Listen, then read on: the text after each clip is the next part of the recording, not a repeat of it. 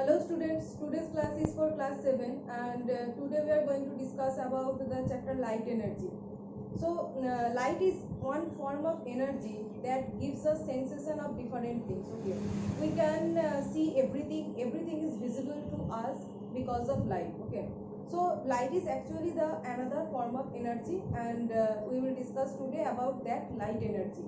So light has different kinds of characteristics, that is it travels in a straight line and it can pass through vacuum, etc. So we are starting from the definition of light energy, that is what is actually light, and it's some kind of characteristics. Okay, the introduction part of this chapter. So for light we can write one line that light is a one form of energy. Light is an one form of energy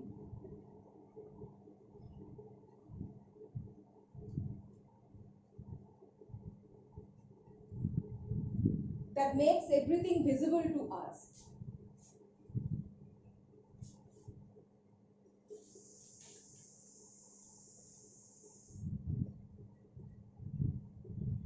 That makes everything visible to us. So for light, we can write this one line: light is one form of energy that makes everything visible to us. So what will be the characteristics of light? So next point is characteristics of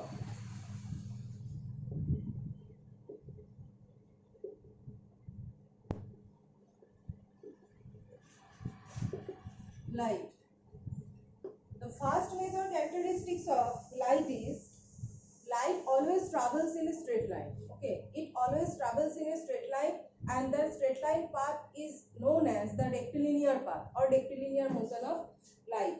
Okay, so the question can be asked like what is rectilinear propagation of light? That is, the light travels in a straight line. So the first point is light travels in a straight line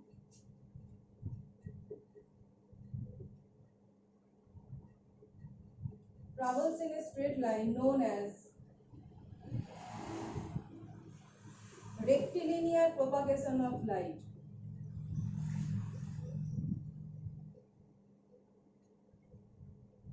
Propagation of light.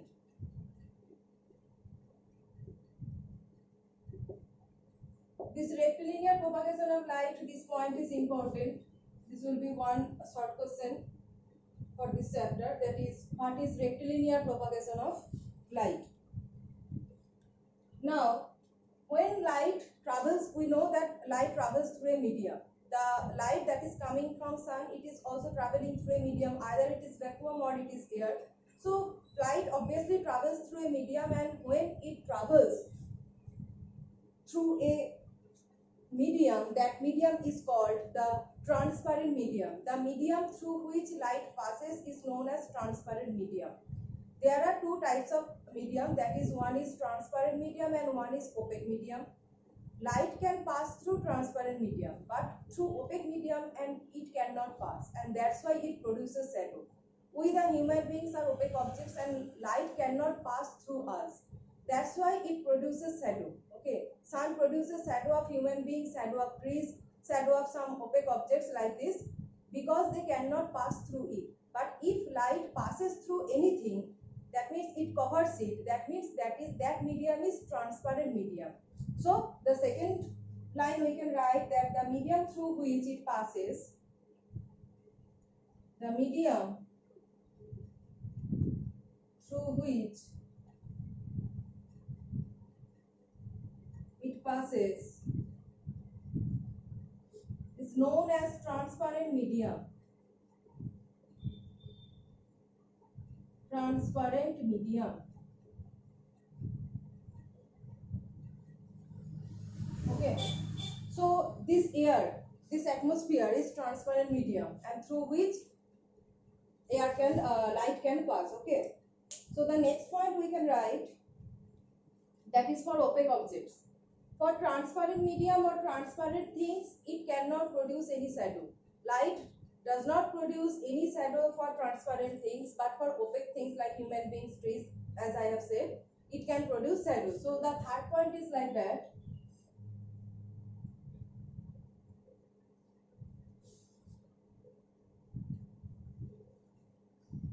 It produces shadow only for opaque objects. It produces shadow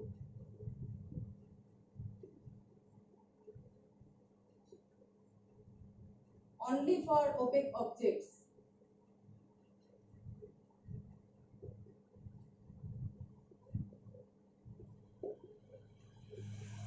Okay, opaque objects.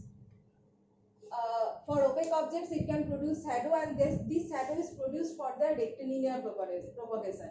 Why light produces shadows for opaque objects? Because it has the characteristics of rectilinear propagation. It travels in a straight line, and that's why it can produce shadow for opaque objects. And the third point is it can pass through vacuum. Okay, it can pass through vacuum. Like vacuum means when light comes from sun, at first it passes through vacuum, right? Before entering this atmosphere and before coming to us, the sunlight passes through vacuum, and after passing vacuum it is coming to us. That means light has the property that it can pass through or travel through vacuum. So the third point is it can travel in vacuum. It can travel in vacuum. Okay. And the fourth characteristics, this is also very important, that is it can reflect from any object. That is, it has reflection property. So the fourth point is light can reflect from the surface of an object. Light can reflect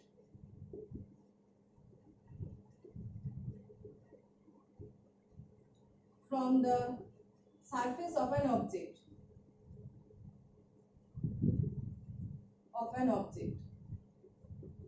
So when we stand in front of mirror, when we stand in front of mirror, we can see our image in the mirror, and that is observed due to this property, this fourth point, that is light can reflect from the surface of an object, and due to this property we can see our mirror image, and we can see our image in anything shiny or polished, like a still pond water, or you can say any shiny thing like a polished table, okay, polished floor, marble floor. You can see your image there because light is reflected from that polished surface, okay, from that polished surface. So due to this fourth point, we can see our image in any polished or shiny thing or in the mirror. So in the next class, we will discuss this point, that is what is the reflection of light and what are the characteristics of light reflection. Okay.